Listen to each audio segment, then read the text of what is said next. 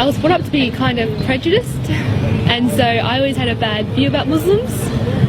So, you know, 9/11 happened, I thought they were all terrorists, and I was brought up, you know, to believe that. I was brought up to be a Christian, but by Christian it means I could still go out and drink and do everything because I believe that Jesus died for my sins and I was forgiven.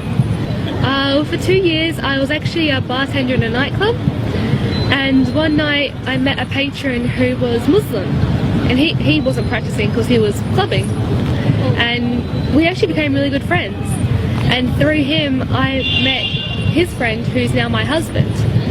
But with him, he used to be like, he used to try and tell me about Islam. I'm like, don't bother, I don't want to be Muslim, that's not something I want, you know, it's crazy. And then he kept saying, he's like, just read something about Islam. I'm like, I don't want to read. And he's like, just please, try. And I was like, fine, I'll do it for the sake of you.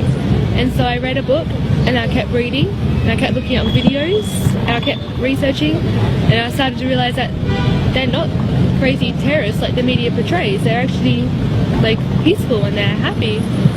He got the number for a revert that's in Perth, and so I went to go see her that week, and I met her, and just seeing how happy she was and her family was, and she told me about Islam, and by the end of it I was sitting down with her for about 3 hours. I almost started crying, and she stopped. She was like, you're gonna cry? I'm like, no, I'm fine. But it's like I was looking for something my whole life, and meeting her is when I found it, and what I found was Islam. And so I embraced it. I took my Shahada on Eid this year and started wearing hijab every day. And my dad, he kind of frowned upon it, but he still speaks to me. And my mum, it took her a few weeks, but she saw how happy I was, and she didn't want to question, like, she didn't want to say, oh, don't want you to be happy. So it has changed for the better, and I am really, really happy. And